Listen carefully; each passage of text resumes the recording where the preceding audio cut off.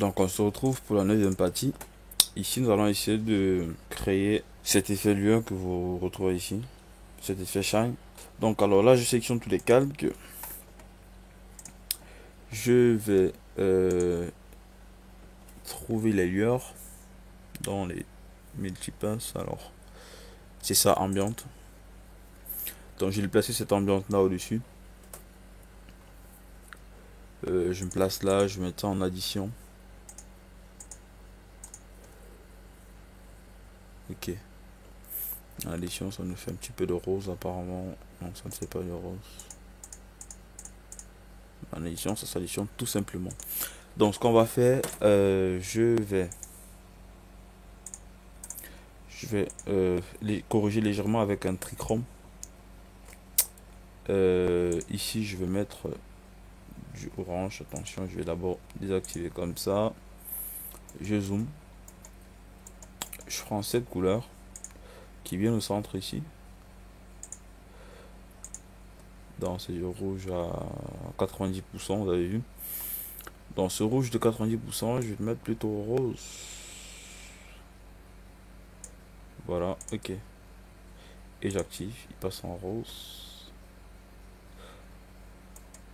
Bon, un rose qui est pas vraiment clair, hein. Donc je prends ça et je pique ici. Qu'est-ce que ça me donne? Il n'est pas brillant en fait. Bah je rajoute une coupe, hein. Voilà. Comme ça c'est beaucoup plus beau. On passe de ça à ça. En additionnant, ça fait du jaune. Alors, ça fait du jaune ici. Si je descends légèrement, je prends du rouge avec un léger rouge ici. Là, on est quand même proche du jaune. Maintenant, je vais rajouter une lueur sur. Je vais copier tout simplement la lueur que j'avais ici dans les particules. Alors, je fais copier ça. Et là, je colle. Voilà de la lueur. Mais ouais, elle est plutôt rouge en fait. C'est pas ce que je veux, elle est rouge. Moi, je veux pas du rouge, moi.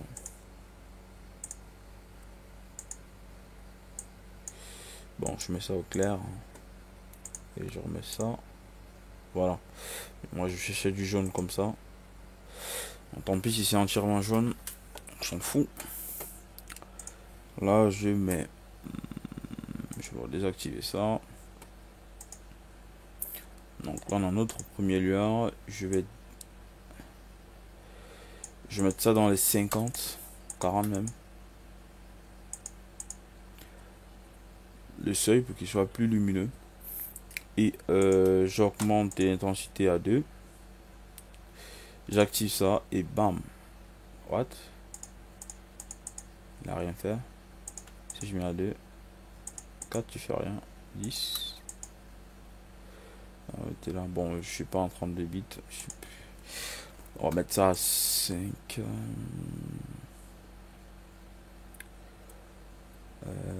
Qu'est-ce que je vais faire? Alors ici, c'est mieux de mettre à 1 et 10. Je désactive ça. 1, 10. Je supprime ça. Et je duplique ceci. Et je passe ça à 40. Non, plutôt à 50. 40 alors. 40. Je duplique encore. Voilà, ça commence à s'agrandir. Et je passe à 100 ici. Ok. Et donc j'ai 100. Voilà, donc on sent qu'il est un petit peu lumineux. Et maintenant, pas dessus, je vais rajouter du shine. Mon ambiance, je précompose, je copie des caméras. Je vais à l'intérieur, je colle les caméras. Ici, je crée un premier shine. Je duplique ça. Celui du haut, c'est le shine que je vais rajouter. Enfin, il modifie la couleur. Là, c'est pareil. Je vais remettre mon shine.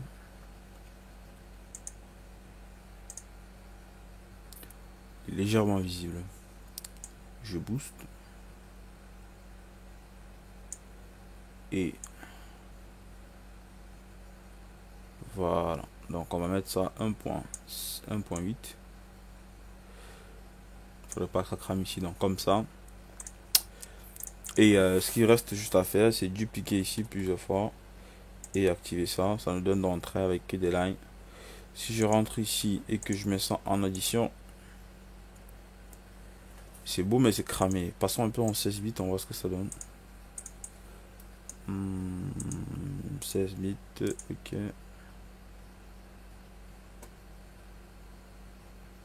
Voilà, donc en 16 bits c'est légèrement moins cramé, vous avez vu. Il a changé un petit peu. Voilà. C'est une rose scalaire. Quand on travaille avec des lumières.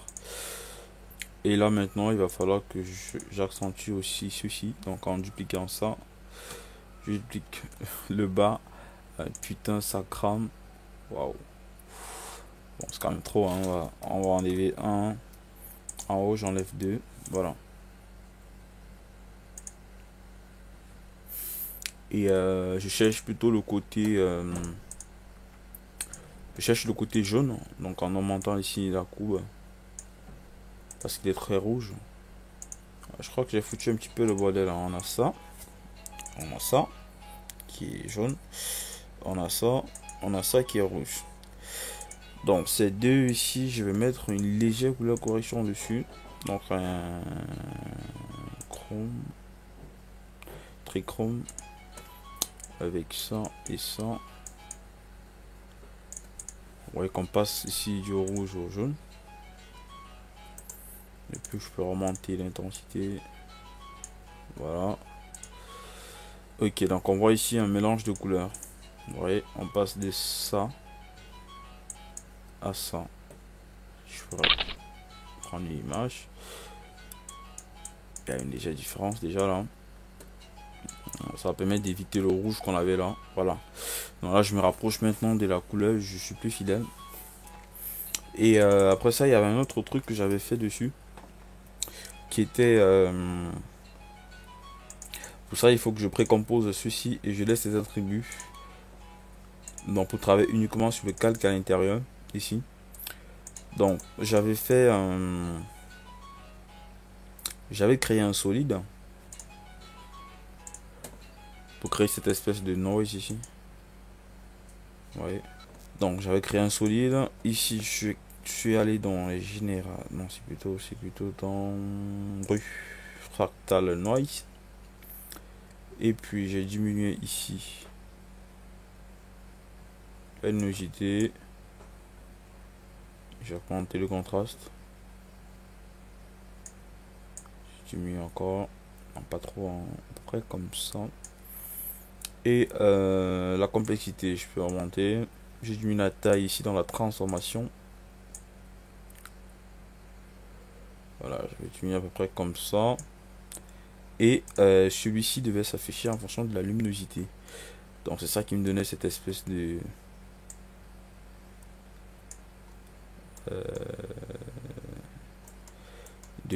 bruit sur la lueur. Parce qu'à présent maintenant, la lueur ici serait... on va voir. Ouais, la lueur ici serait... enfin, il y aura du bruit sur la lumière ainsi que la shine. Donc ici, on va nommer ça bruit. Et il va falloir que je remplace tous ces calques ici avec mon nouveau calque bruit.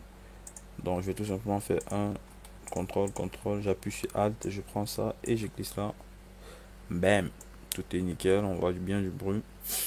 Maintenant, il y a un autre truc, c'est que si j'avance dans le temps, on va remarquer que, voilà, par exemple ici, en effet, la shine n'est pas,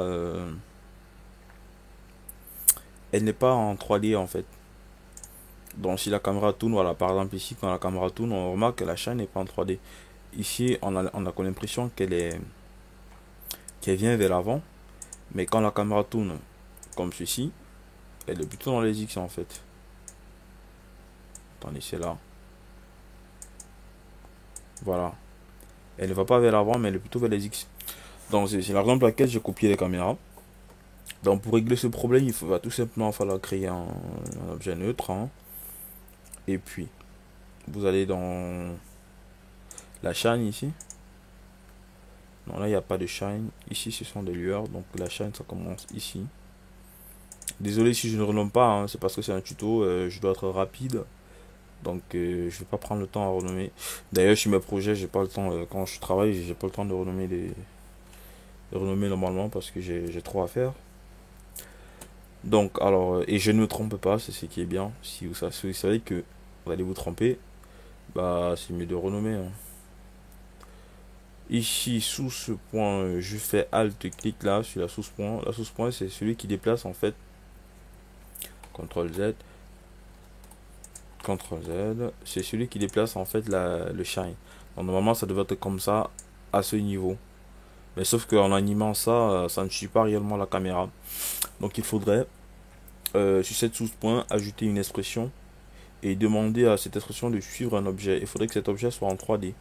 Donc j'active bien l'objet en 3D et la position, je la mets à 0,0, point début. Donc avec la caméra, cet objet doit être centré ici.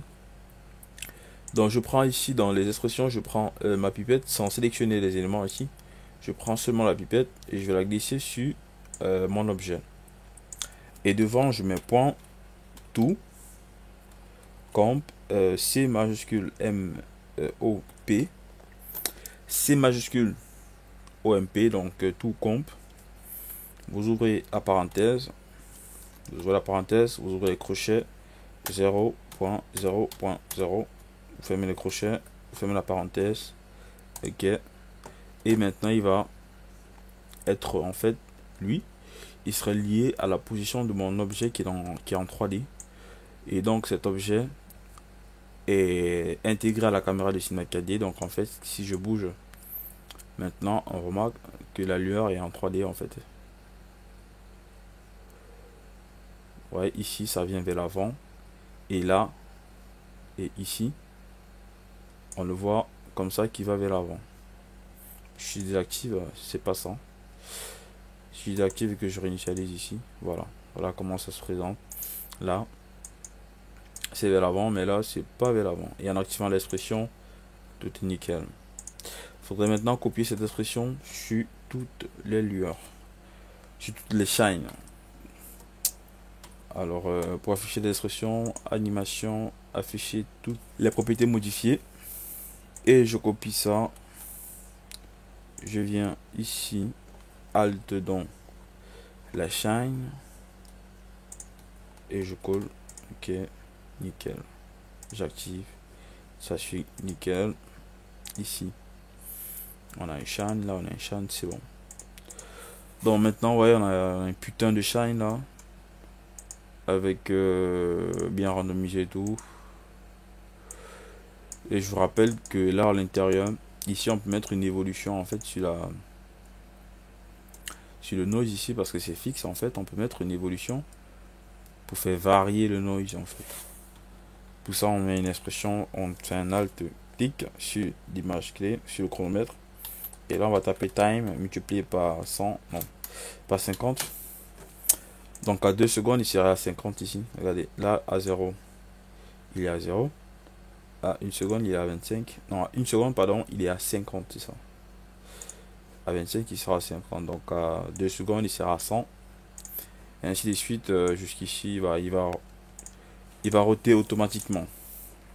Et comme ça on aura déjà une variation ici sur voilà, sur la light. Et ce qu'on pourrait même faire c'est de mettre ce calque en 3D.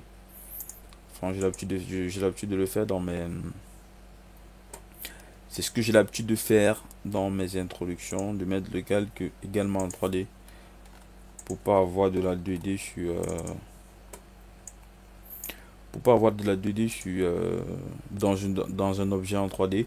Parce que ici vous remarquez ici, regardez par exemple l'objet est en train de bouger, mais le bruit reste fixe en fait.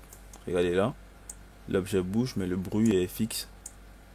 Alors que le bruit devait également bouger avec le mouvement de la caméra. Donc pour ça, j'active mon bruit. je colle mes caméras que je viens de copier. Ouais, je l'ai copié là tout à l'heure avec un CTRL-C, vous n'avez pas vu.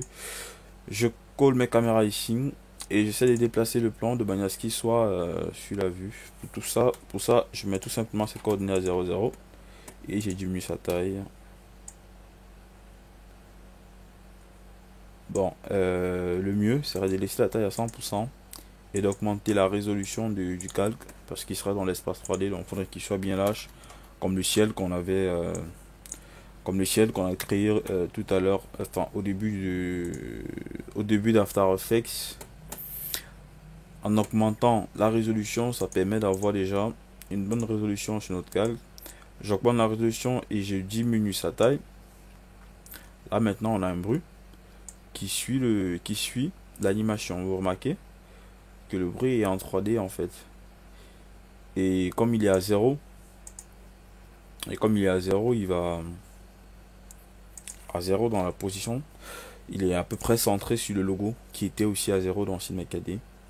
Et là maintenant, si j'avance ici, vous allez remarquer, faisons une légère preview, hein, vous allez voir, une preview, là je fais B, ici je fais N, je fais une petite preview, vous allez voir, vous allez remarquer que le bruit suit, voilà, le bruit suit notre objet en 3D, tranquille.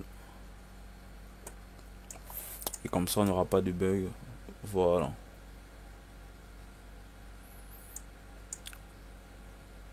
Là ça suit, hein, j'ai pas besoin de faire un... Et je rentre là. On aura donc notre bruit qui va suivre normalement et qui est en 3D, donc nickel. On rentre ici, on l'applique à notre calque, à notre composition. Donc voilà ce que ça donne. Bon, peut-être le logo est un peu très clair et ça ne s'additionne pas correctement. Ouais, par exemple, si un fond sombre, c'est beaucoup plus visible. Donc je crois que je vais assombrir ce logo pour laisser la lumière bien s'appliquer dessus.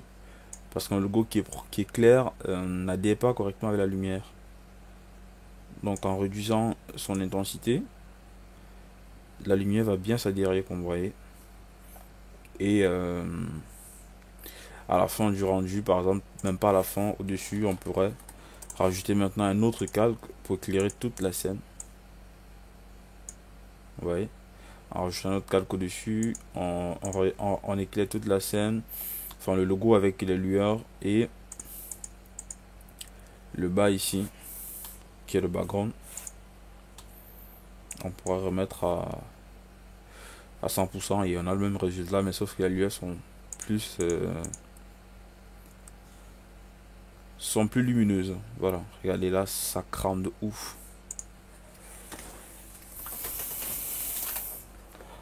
Voilà, donc ici on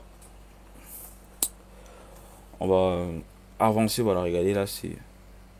Et ce qui est bien là-dessus, c'est qu'en fait, on avait déjà animé notre ambiance sur CinemaKD. Notre ambiance avait déjà été animée sur CinemaKD. Donc en fait, une fois l'émission terminée, l'animation terminée, elle disparaît complètement. Regardez. Après le dézoom, voilà. Après le dézoom, ça disparaît. Vous avez vu? Après le dézoom, ça disparaît. Et quand ça disparaît, ça va disparaître également avec les lueurs. Donc ces lueurs vont disparaître automatiquement. Vous avez vu? Elles ont disparu. Donc tout est bien calé là. Et regardez ici, ça va traverser le logo, hein. Vous avez vu là, ça traverse le logo. Bon, c'est vrai que c'est vers la fin de l'émission, donc c'est plus vraiment visible, mais voilà. Vous avez vu le truc, vous pouvez modifier comme vous voulez. Voilà, donc c'est ça que je vais vous montrer. Ça traverse le logo, tranquille. Je crois qu'on a tout fait, hein. Et c'est 1000 fois mieux que dans l'introduction parce que là c'est du jaune. Là on sent vraiment que c'est cramé là. Enfin on sent de la qualité. Ouais. Par rapport à l'intro, c'est pas la même chose en fait. Et je vous rappelle que c'est pas fini, hein. Ça c'est juste c'est juste une partie. On n'est pas encore arrivé sur la collaboration ni le son. Donc je crois qu'ici, ce qui serait mieux de faire, c'est enregistrer déjà parce que ça commence à être lourd et on ne peut pas travailler sur une scène comme ça. Donc on va l'enregistrer et puis passer un rendu, ajouter tout ça à la file d'attente. Et moi j'ai fait un paramètre là en move, QuickTime 100% ici, en animation 100%, animation 100%, ok. Le son c'est automatique, là c'est du RVB, ok. Là tout est correct, hein. Optimal, optimal intégral, ok. Attention, la durée ça commence à quand? 68, faites gaffe, je vais ici, et là vous avez vu, je n'avais pas désactivé, je n'avais pas remis la durée au début. Donc il faudrait bien s'assurer que ça est au début et l'autre est à la fin. Et comme ça, ici, 0 à 500, ok, j'enregistre à nouveau. Et je fais mon rendu chez Mr. McCracken. Je vais dans After Effects, je crée un dossier appelé Move. Et à l'intérieur, je mets mes Move. Donc j'enregistre à nouveau et je tape un rendu là. Et on se retrouve donc pour la 10e partie qui serait donc consacrée au son et la couleur correction. Voilà. Donc là c'était la 2e étape du tutoriel. On a fini la première partie qui était sur ShineMaker. Là on a tapé la 2e partie qui est les effets spéciaux. La 3e partie ça serait fin. C'est vrai qu'il y a plusieurs parties mais j'ai encore scindé en plusieurs chapitres on va dire. Dans le premier chapitre c'était sur ShineMaker. Le 2e chapitre c'était sur After Effects si on vient de l'achever.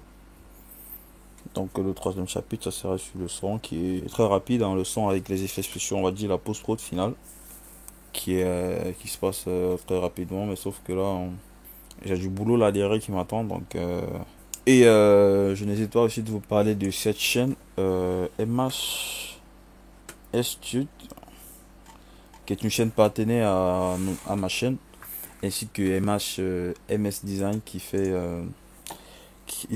ils font du motion design et du After Effects, des effets et tout. Donc cette chaîne elle vous propose des tutos variés dans différents softs, hein, ShineMaker, After Effects, ZBrush. Là vous trouvez vraiment des trucs vraiment pro. Faudrait vous abonner également à ces chaînes et les suivre, ils font vraiment du bon taf. Là aussi c'est une chaîne aussi très professionnelle basée sur After Effects et ShineMaker. Je propose des tutos 2 fois par semaine, 2 fois par mois, ouais. Et des tutos de qualité très originaux. Avec aussi débutant, tutoriel débutant. C'est KD débutant. Là, c'est vraiment le Maxon de ShineMaker, on va dire. Hein. Enfin, le Maxon français. Parce que Maxon, il propose des tutoriels en anglais. Il ne propose pas tous les jours. Ça, c'est le Maxon en français, on va dire. Il propose des tutoriels vraiment pour les bases de ShineMaker. Il propose des tutos chaque semaine. Hein. Des trucs vraiment très propres. Très avancés même 2 fois, mais il dit que c'est débutant. Donc voilà. Il y a plein de tutos, hein. Il y a tout là. Vous venez, vous tapez la recherche, vous allez trouver tout ce que vous voulez. Hein. Il y a de la modélisation, des thinking particuliers. Voilà. Donc allez, on se retrouve la semaine prochaine pour la fin de ce tutoriel. Abonnez-vous, laissez des commentaires. Ciao.